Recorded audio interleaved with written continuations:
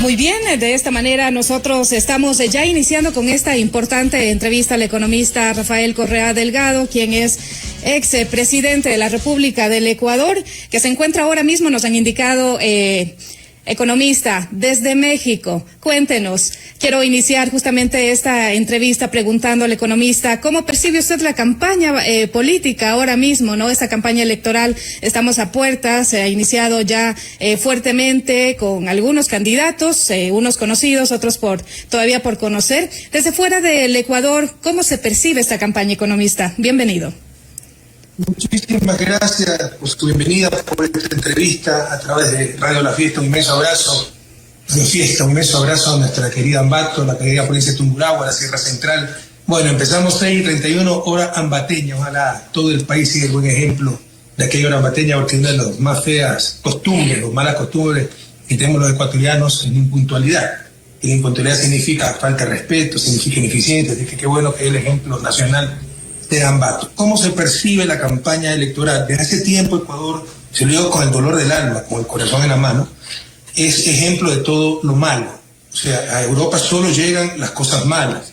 La violencia, que somos el más nuevo narcoestado del planeta, los 4 niños desaparecidos, y ahora el rompimiento constante de la constitución de las leyes por parte de Daniel Noboa, que destituye a su propia vicepresidenta con un sumario administrativo, que nombra a 2 nuevas vicepresidentas, que un día es el presidente, otro candidato, pese a que la ley lo obliga a pedir licencia. Eso se conoce y eso destruye aún más el prestigio del país y hace que no venga inversión extranjera. Hemos decrecido el tercer trimestre, el cuarto trimestre con los cortes de luz. Antes del corte de luz, decrecimos. Con los cortes de luz hemos decrecido mucho más. El año 2024 será de crecimiento, este año probablemente también. Entonces, la situación es extremadamente grave y el prestigio del país muy malo. Y ya viendo las cuestiones más prácticas y concretas, también nos dice de un proceso electoral totalmente enrarecido, donde hay un presidente candidato que hace lo que le da la gana y no hay institucionalidad de Estado para parar el carro. No hay Consejo Electoral, Tribunal Contencioso Electoral, Corte Constitucional, jueces que digan, ya basta, usted está incumpliendo la ley, si no la cumple, será sancionado, descalificado. No pasa absolutamente nada. Así es. Algo que también queremos preguntarle, economista, la costumbre. El presidente Noboa ha calificado de ilegítimo el binomio de Luisa González y Diego Borja, acusando directamente al candidato a la vicepresidencia, que lleva años viviendo del Estado, en referencia a esto a una empresa en la que Borja supuestamente estaría vinculado como administrador y al que Petroecuador le habría pagado más de $5 millones. Ante esto, ¿qué podemos indicar, economista? Tenemos un niño caprichoso, muy peligroso, un tipo malo en la presidencia de la República, dispuesto a todo, así nació, así creció, ¿no?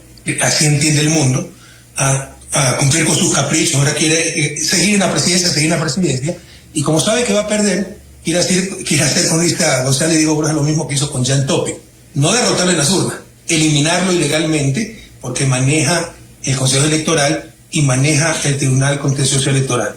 Ya está en manos de los ecuatorianos reaccionar ante tanta trampa. La acusación contra Diego Borja es una tontería, es como que si Radio Fiesta tenga publicidad de una empresa que contrata con Petroecuador y diga entonces que ustedes son contratistas del Estado y que llevan viviendo años del Estado. O sea, con este criterio prácticamente toda la nación está trabajando para el Estado. O sea, es un inmenso absurdo, pero ya hasta la vergüenza se ha perdido estos últimos años en Ecuador y hemos perdido hasta la capacidad de asombro, porque se escucha cualquier cosa y no pasa absolutamente nada. Eso es lo más triste. No hay reacción generalizada de la academia, de los medios de comunicación diciendo, ya basta, no sea tramposo, quiere ganar, gane limpiamente las urnas. Y es justamente a lo que se refería mi pregunta, ¿no? ¿Será acaso que se quiere hacer lo mismo que se realizó con Jan Topic, el eliminarlo de la lista de la papeleta de votación en lo que tiene que ver a Luisa González y Diego Borja? Ahora, en el país, en tan solo 8 días, hubo 2 vicepresidentas, ¿no? Denominadas por decreto. Esto con el propósito de reemplazar a Verónica Abad.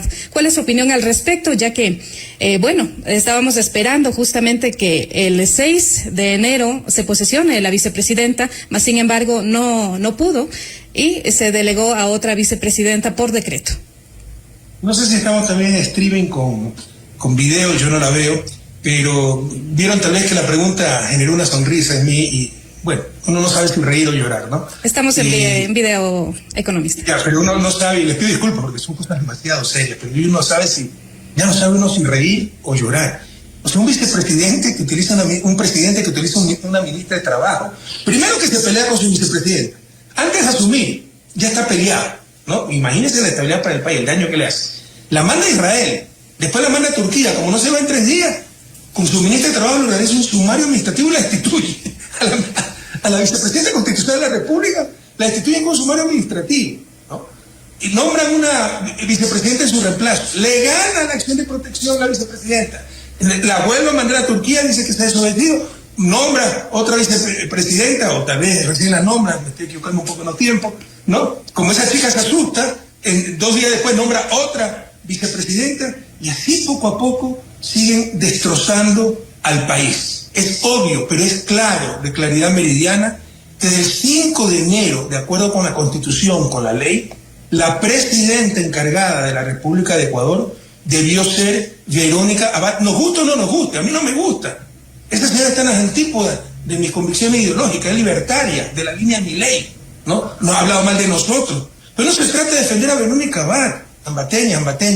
Se trata de defender el Estado de Derecho, el fundamento de la civilización, el Estado de Derecho, leyes preestablecidas que protegen nuestros derechos, evitan abusos, evitan arbitrariedad, evitan incertidumbre, y con eso se puede crecer e invertir. ¿Qué cree que alguien va a venir a invertir a un país que ya somos una republiqueta bananera nuevamente, donde el presidente destituye con sumario administrativo a su vicepresidenta? Entonces el daño al país es enorme. Pero el 5 de enero, de acuerdo con la ley, con la Constitución, Verónica Abad, ya que el presidente es candidato, debió ser la presidenta encargada de la República de Ecuador, nos guste o no nos guste, y el que no lo sea significa tan solo una cosa: estamos en dictadura.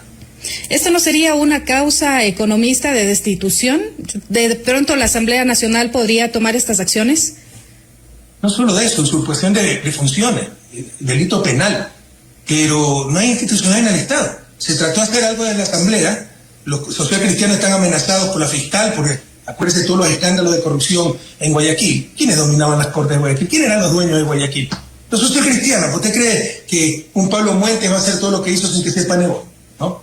Entonces están involucrados los grandes líderes socialcristianos en esos escándalos de corrupción de la corte. Desde antes ya estaban involucrados, acuérdense cuando se hizo el allanamiento a JJ Franco, mano derecha de Jaime Nebot. Les tiene todo la fiscal es cómplice del gobierno, y cada vez que no quieran someterse, le dicen, bueno, le sacamos esto. Entonces no se pudo avanzar en la Asamblea. La Asamblea debió otorgarle licencia a Novoa, porque si quiere le leo el artículo del Código de la Democracia que ellos mismos hicieron, ese artículo del 2020, ¿no? Que dice que hará uso de licencia, no es que tiene que solicitarla, nada de eso. Entonces la Asamblea le podía otorgar la licencia en cumplimiento de la ley y encargar la presidencia en cumplimiento de la Constitución y la ley a la vicepresidenta constitucional Verónica Abad, pero no hubo mayoría. ¿Por qué? Porque los socialcristianos se amedrentaron debido a esta presión. Y eso significa que no hay institucionalidad en el Estado para controlar esto.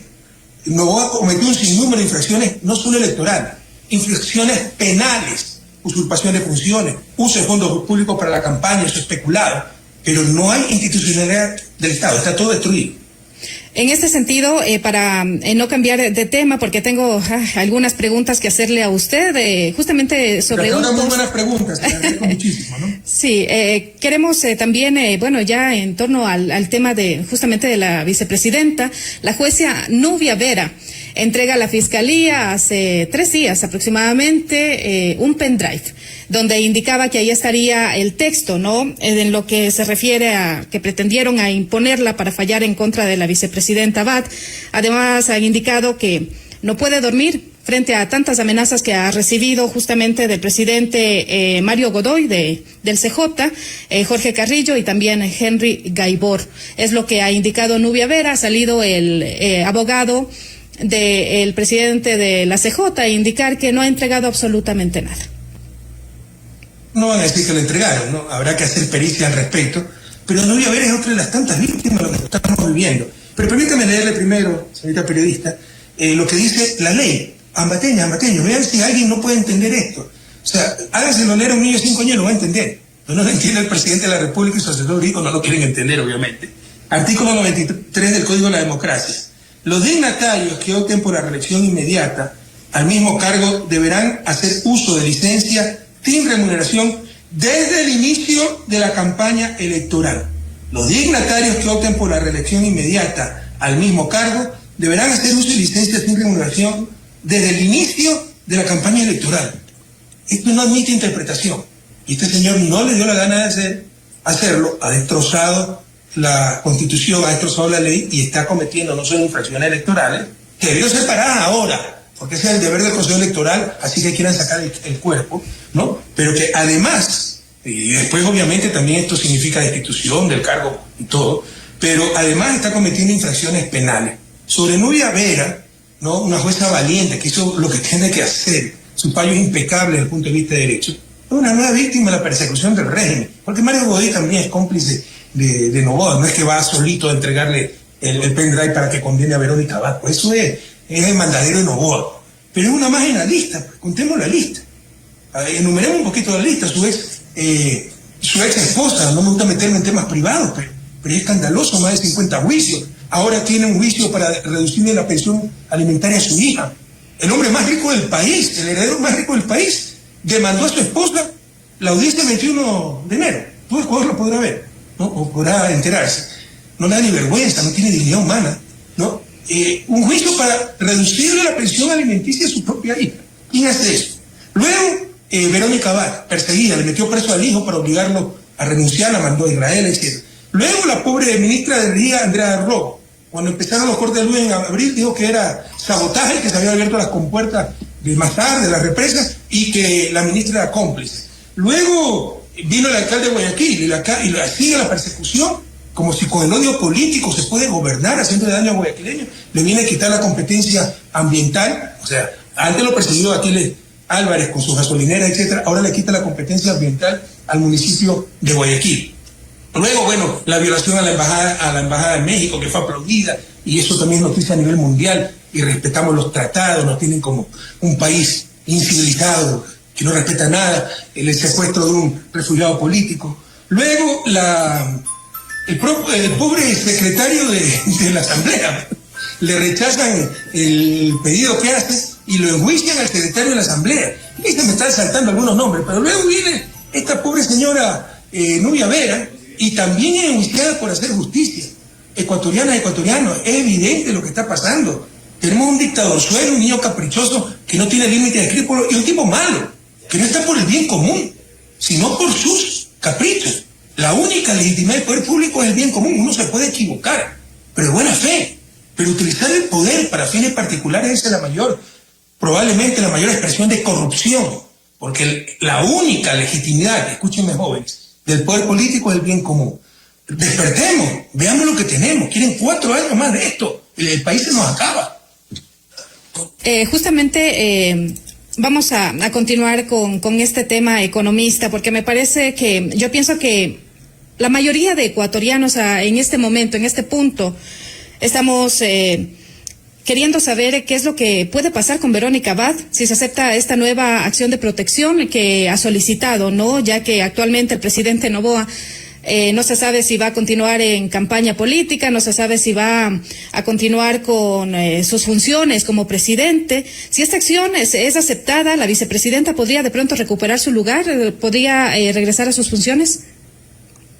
Yo no soy experto jurídico, soy experto económico, pero la lógica me dice que debe haber instancias legales que permitan que se cumpla la Constitución y las leyes. Y le insisto, es extremadamente claro, constitucionalmente, legalmente, lógicamente, que el 5 de enero debió encargarse de la presidencia de la República la vicepresidenta constitucional, a quien no conozco, con quien opone un océano, me separa un océano de distancia en cuestiones ideológicas, debió ocuparse de la presidencia constitucional de la República del Ecuador, mientras el candidato presidente con licencia hacía campaña, licencia otorgada por la Asamblea Nacional, como dice también la Constitución. Cualquier otro escenario significa ruptura del Estado de Derecho, y una ruptura del Estado de Derecho significa golpe de Estado, y un golpe de Estado significa dictadura. Muy bien, tenemos por supuesto acá las interacciones con nuestros oyentes economista y nos hacen llegar, por supuesto, un saludo para usted. Dice, buenos días, Estéreo Fiesta, por favor háganle llegar un saludo al economista Correa y que por favor vuelva a las políticas donde el calzado era rentable, ¿no? Mi apoyo, soy de Ceballos, fabricante de calzado. Un inmenso abrazo a nuestra querida Ceballos, a Isapincha, el cuero. Aquí tengo escuchado que el cuero, ¿eh? Si quieren se las muestro, porque por eso la gente no quiere tanto y nos apoya tanto, porque sabe que somos auténticos, ¿no? A mí me gusta lo nacional y aquí a México me trae mi abrigo, mi chompita, como decimos los monos, de cuero de Quizapinchas, que la adoro. Y es re bueno, la lleva años y parece nuevo. Pero en todo caso, miren, algunas veces no relacionamos causa con efecto. En las provincias donde más resultados adversos hemos tenido en los últimos años es Tungurahua. Y la provincia que más debería apoyar a la Revolución Ciudadana por su política económica es precisamente la provincia de Tungurahua, que es la provincia más industrializada por habitante del país, ¿no? Casi seguro, o de las más industrializadas. Entonces, y se han destrozado toda esa política. Ya no hay políticas industriales, ya no hay política de fomento a la producción nacional. Se firman acuerdos de libre comercio con todo el mundo y viva la fiesta. Se acaba de firmar, de que yo le había entregado el país a China. Yo siempre me opuse a un tratado de libre comercio con los chinos. ¿Por qué? Porque los chinos tienen mucho más tecnología que nosotros, tienen moneda nacional que pueden devaluar, y de hecho la tienen sobredevaluada para ser más competitivos. Nosotros no tenemos moneda nacional, y tienen salarios mucho más bajos, pues. Así no tengan más productividad efectiva, tienen menos coste de producción por salarios muchísimo más bajos. ¿Cómo compites contra eso? Nos firmaron el acuerdo de libre comercio, y qué inteligente, Correa no lo logró, no, Correa no lo quiso, porque entiende de economía, y queríamos proteger precisamente este cuero, esta cerámica, esta metalmecánica de provincias como Tungurahua. Pero la gente no relaciona causa y efecto. Qué pena que esté tan mal el calzado nacional. Qué pena que estén tan mal las ensambladoras. Qué pena que esté tan mal la cerámica. Qué pena que estén tan mal los textiles en Pelileo. Qué pena que esté decreciendo la economía. Tercera vez que decrecemos en dolarización. La primera fue el 2016 por un terremoto. La segunda 2020 por el COVID. Y ahora, recuerden que esto es antes de los apagones, pero los apagones también fueron culpa de Novoa porque se podían evitar. Esta vez la causa es otro desastre natural, y Daniel Novoa. Pero en todo caso, ¿no? Ahora vemos que no hay a quien vender, la industria marcha muy mal, la artesanía nacional marcha muy mal, y no relacionamos. Es porque estos últimos 8 años desmantelaron todas las políticas de fomento industrial, de fomento de la producción nacional que teníamos con la Revolución Ciudadana. Tenemos justamente ahora mismo un post que usted lo posteó en su cuenta X, donde dice, todo llega a saberse. Tenemos los chats de CIES, donde Diana Salazar, Romo, el general Mauro Vargas, Iván Saquicela, Herodes, etcétera, montaron el caso Sobornos. Al respecto de esto, ¿puede ampliarnos, por favor, economista, sobre este tema?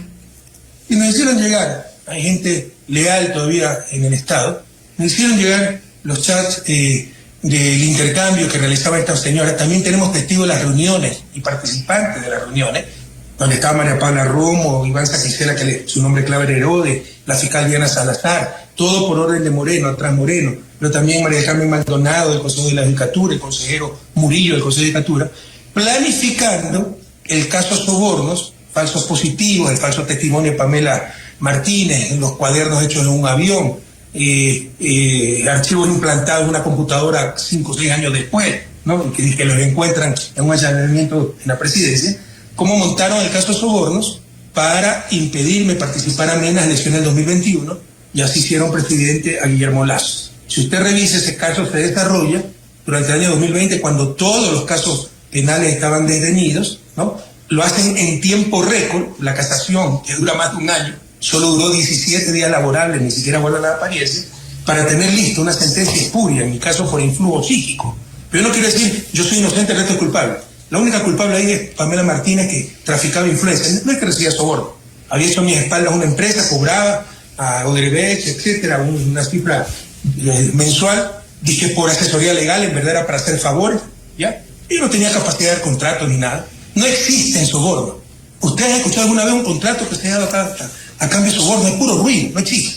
Pero con esta cantinflada, ¿no? Lograron una sentencia espuria horas antes de mi inscripción, en septiembre del 2020. Con esa inscripción, como candidato tenía inmunidad, podía regresar al país y le ganaba las elecciones, me podía inscribir como vicepresidente, como asambleísta, ¿no? Y con eso hicieron, el presidente Guillermo Lasso y continuó la destrucción del país. Ambateño, ¿ustedes creen que si yo fuera corrupto, a nosotros nos ha perseguido la CIA, la inteligencia del Estado, han contratado empresas para revisar nuestros movimientos migratorios, movimientos financieros? Ya no hubiesen descubierto la ruta del dinero, y cada vez que buscan, encuentran su dinero, el dinero de Moreno escondido en Panamá, y no ha hecho nada en 6 años, 5 años, Diana Salazar, porque es cómplice también de Moreno, ¿no? Los corruptos siempre fueron ellos. Nos ha dado asilo a los involucrados, en este caso el Reino de Bélgica, países como Canadá. ¿Cuál es mejor? ¿La justicia de Bélgica, la justicia de Canadá o la justicia de Ecuador? Las cosas están claras, esto se les va a derrumbar, pero el daño ya está hecho. Tenemos los chats, y hay más chats por sacar. Ya sacamos el primero, tenemos más chats, pero también tenemos testimonios de personas que se han separado de estos grupos y que participaron incluso en las reuniones y saben quiénes fueron los que montaron este caso. Muy bien, economista. Tenemos también otros mensajes que nos hacen llegar, por supuesto, acá a la 94.5 Estéreo Fiesta. Nos dicen, un saludo a Rafael Correa, por favor pregúntele cuándo regresa y mi apoyo desde Pelileo. Han indicado también que en referencia a lo que usted decía, ¿no? Que acá en Ambato principalmente, en lo que tiene que ver a Tungurahua, hay gente que no es... ¿Cómo lo podríamos descifrar? Que no es agradecida en cierta manera por lo que ha hecho. Han indicado aquí nuestro apoyo al presidente Rafael Correa. Acá sabemos, sí somos gente agradecida. De pronto acá no ha ganado nunca la Revolución Ciudadana, pero quienes sabemos valorar, sabemos lo que hemos perdido. Es lo que nos han indicado, economista. Esto en cuanto a los mensajes que nos siguen llegando a la 94.5. Y también... Yo siempre gané en Ambato. ¿Perdón? Siempre gané en Ambato y en Tungurahua, revisa. Yo sí gané en Ambato y en Tungurahua. Ok. En el 2013, la única circunscripción electoral donde perdí fue en Napo, que nos ganó Lucio Gutiérrez. En todas las otras 32 circunscripciones electorales, nacionales e internacionales, ganó la Revolución Ciudadana. Muy bien. Para continuar con esto, economista, entiendo que su agenda es bastante apretada también. Ahora ya que se viene justamente esta campaña, ¿no?, de desprestigio también, porque hay que indicar que hay algunos videos que están rondando en lo que tiene que ver a las redes sociales, principalmente en TikTok, ¿no?, donde indican que Jorge Glass va a ser utilizado para la campaña sucia de la Revolución Ciudadana y que están planificando ustedes asesinarlo para desacreditar a lo que tiene que ver al gobierno de Noboa, para poder ganar estas nuevas elecciones, es lo que han indicado. Tantas tonterías que se dicen, ¿no? Tuvimos el segundo país más seguro de América Latina y es porque pactamos con los narcos.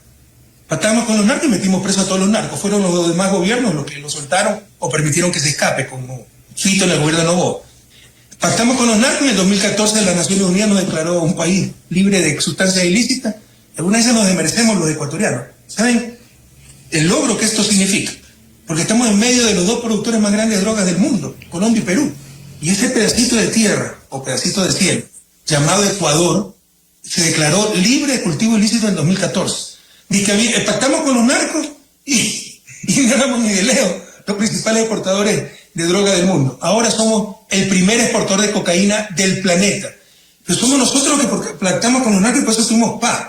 Pues imaginen lo irracional del argumento. Y si no puede demostrar lo contrario, que se lo estoy demostrando, entonces significa que es verdad. Entonces el buen alumno, queridos jóvenes ambateños, ustedes son pilas, el buen alumno, el mediocre, el vago, le va a decir, tú eres buen alumno porque copias. Así el otro se haya quemado las pestañas estudiando. Como no puede demostrar lo contrario, el buen alumno es el copión, es el malo. Y el vago, este es el bueno, porque a pesar de ser vago, a pesar de ser inútil, no copia. Este es el país que queremos, país de mediocres, país de mentiras. Ahora, somos nosotros los que vamos a atentar contra Villa Jorge Glass, que está en una cárcel de alta seguridad, a cargo del gobierno.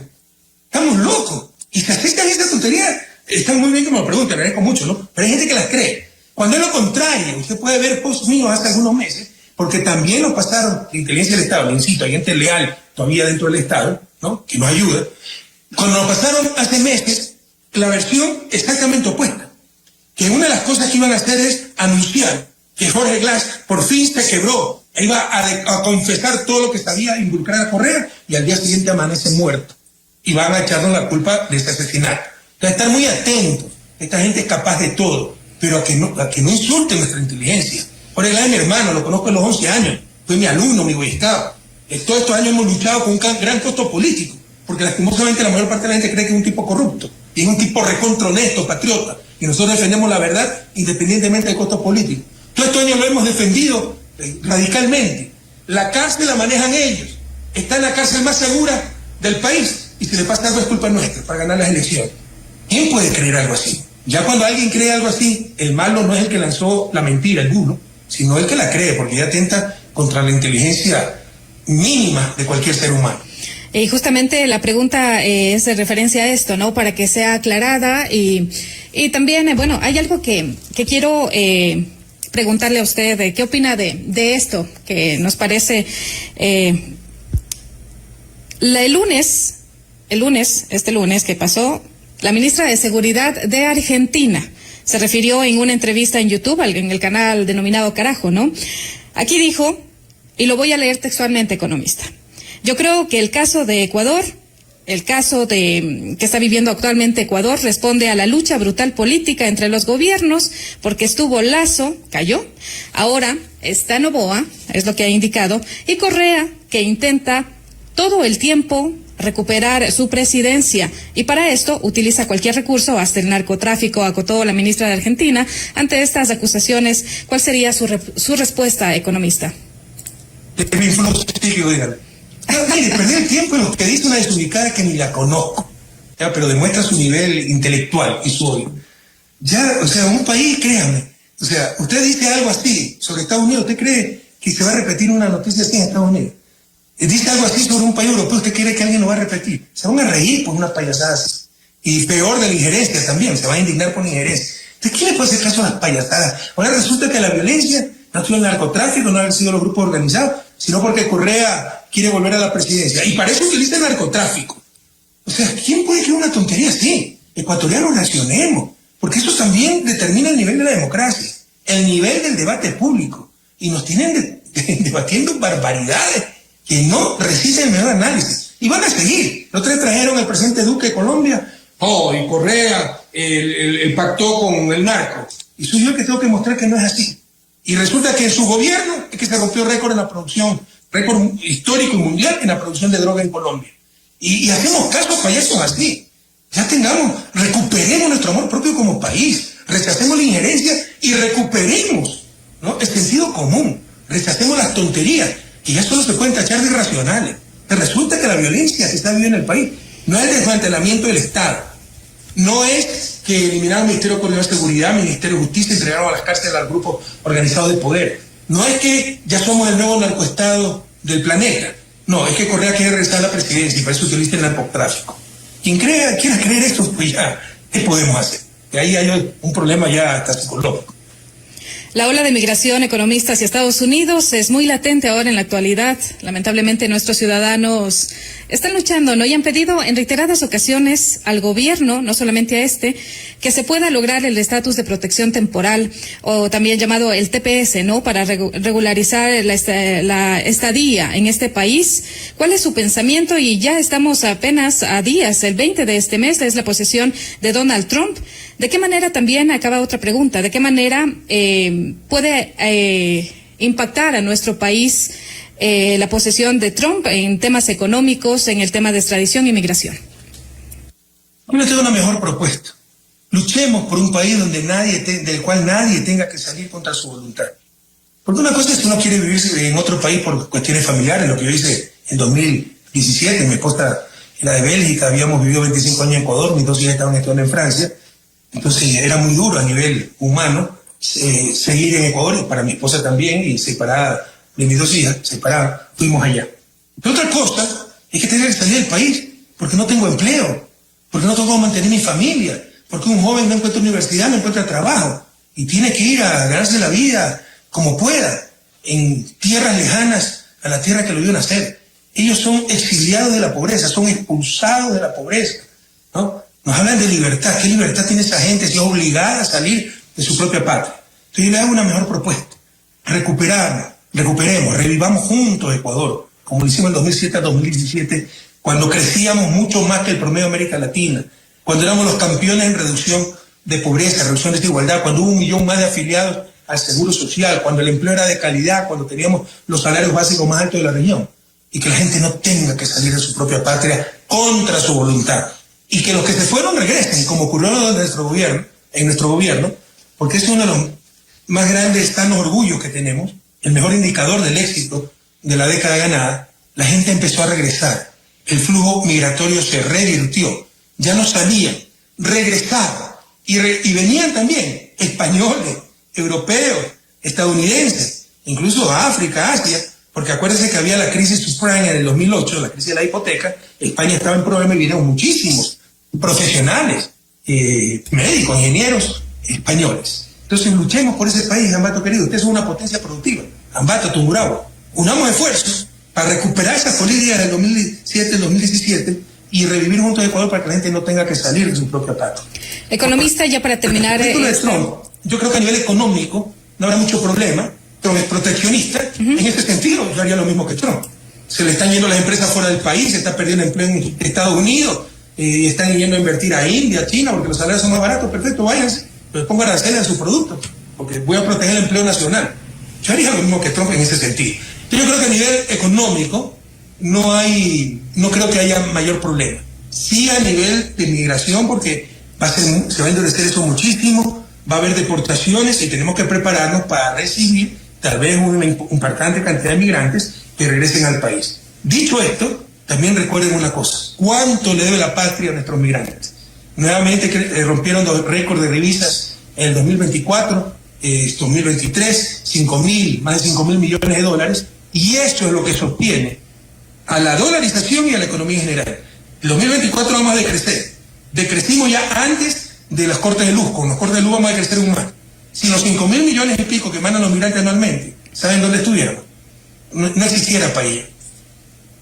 Economista, ya para terminar, tenemos poquísimos minutos ahora mismo. Acá en Ambato se han incrementado las muertes violentas. Le comento que acá se han dado 4 muertes violentas. En tan solo llevamos 16 días, ¿no? 16 días del mes de enero, y lamentablemente se han dado estas muertes violentas acá. El tema de la muerte de los alcaldes, los niños adolescentes, de lo que tiene que ver a las Malvinas, de estos menores que han sido asesinados. Y otro tema que también es importante, el tema de la educación. No hay cupos en las escuelas, en los colegios, en las universidades, y esto ha complicado mucho, ¿no? Que nuestros niños y jóvenes puedan tener acceso a un derecho que les pertenece. Actualmente no hay cupos y nadie responde ante esto. Podemos decir, economista, que en lo personal palpamos de frente todo esto, porque le comento, mi niña quiere seguir la carrera de economía y no ha conseguido un cupo hasta la actualidad en la Universidad Técnica de Ambato. Haga que estudie economía y después me avisa para abrirme cuello y cambiarle el chip. Porque mucho de lo que se estudia como economía es tan solo ideología disfrazada de ciencia. Cada vez estoy más convencido de aquello. Ya mire, más seriamente, la violencia, la inseguridad es el problema más grave del Ecuador y más urgente. No solo por la afectación que tiene directamente a los niveles de vida, ¿no? No puede haber bienestar sin seguridad. No puede haber libertad. ¿A qué llamamos libertad? Yo puedo hacer lo que dé la gana en teoría, pero no puedo salir a la calle porque me asaltan, porque me matan. Pero sin seguridad no hay inversión. Que el riesgo país, que sométanse al Fondo Monetario, lo que le dé la gana. Si no hay seguridad, no hay inversión. Sin inversión hay crecimiento económico. Sin crecimiento económico no hay empleo. Y sin empleo seguirá habiendo violencia, más violencia, y seguirá habiendo migración y tanta tragedia, ¿no? No existió nunca el Plan Fénix, una de las tantas mentiras de Noboa. Él cree que con shows, con actitudes de payaso disfrazado de militar, como es medio chiquito, así lo cubre totalmente el casco, en tanqueta, así se resuelve. Peor el crimen organizado, ni siquiera la delincuencia común. Así no se resuelve. Se resuelve con inteligencia del Estado, que está desmantelada, se resuelve con tecnología, no hay escáner, no hay, el EQ91 no sirve, la UAFE no sirve para nada, para la ruta del dinero y todo aquello, y se resuelve con cooperación internacional. Destruyeron el Ministerio Coordinador de Seguridad, que tenía las COMBIFRON, las Comisiones Binacionales de Frontera, con Colombia, para luchar contra la droga que viene. Todo el mundo sabe que la droga viene del Putumayo, todo el mundo sabe que las armas vienen de Perú, todo el mundo sabe que la droga sale en contenedores de banano del puerto de Guayaquil, todo el mundo sabe que llega al puerto de Amberes en Bélgica o de Rotterdam en Holanda, y están dispuestos a colaborar esos países con nosotros, pero no hay esa cooperación internacional, no hay esa voluntad de luchar contra el narcotráfico, porque el narcotráfico lastimosamente ha infiltrado el Estado, y de ahí la definición de narco, el más nuevo narcoestado del planeta. Pero es algo urgente, porque sin seguridad no hay bienestar, no hay buena vida, no hay libertad, no hay inversión, no hay economía, no hay empleo. Y con respecto a la educación, ¿cómo han destrozado la educación pública? Y muchos lo aplaudieron. Pararon las escuelas del milenio. El imbécil era yo, que quise dar la escuela del milenio con laboratorio, personal docente completo, biblioteca a los indígenas, y había que darle a las escuelitas unidocentes, con un profesor para todos los grados. Porque hacía la tradición, hacía la cultura, no, hacía la misteria, hacía la inclusión. De hecho, no había escuela antes de la llegada de los españoles, no me digan que tradición precolombina, ni mucho menos, ¿no? Entonces, y además, así fuera tradición que fuera, tenemos que ajustarnos a los tiempos modernos. Obviamente eso implicaba transporte, porque no se puede tener todos estos servicios en escuelitas de 30 personas. Teníamos un mínimo, me parece, de 540 estudiantes. Para mí mucho más rentable era hacer escuelas del milenio en las grandes ciudades, Ambato, Guayaquil, Cuenca, Quito. Se me llenaban en 2 días. Pero apuntamos a las zonas indígenas porque es la peor educación. Para que vengan los mismos indígenas y digan, no, yo no quiero esto. Moreno cierre, suspende el programa de la escuela del milenio y abran las escuelas comunitarias. Y miren lo que está pasando. En todo caso, se ha deteriorado mucho la educación pública. 200.000 y más niños han salido del sistema educativo en general y particularmente de educación pública. ¿Sabe dónde están esos niños en estos momentos, no? Serán los nuevos integrantes de los grupos de delincuencia organizada, y cuando a los 15, 16 años le den bala porque están robando, sacaremos alegría. Final feliz, bien hechisto, cuando fue la propia sociedad la que le cerró las puertas a todos. Más de 200.000 niños han salido del sistema educativo. Y las universidades, acuérdense el gran engaño, se lo dijo, se lo repitió 1.000 veces, pero algunas veces tenemos que darnos contra el planeta, contra el suelo, para entender que el problema no era lo que decían, que el sistema de ingreso, o sea, si hay 200 cupos y 2.000 aspirantes, usted tiene que tener un sistema de ingreso. Es falso que antes existía el libre ingreso y Correa acabó con el libre ingreso. No, antes existía ingreso caótico, la fila, el guardián que me vende el ticket. Muy bien.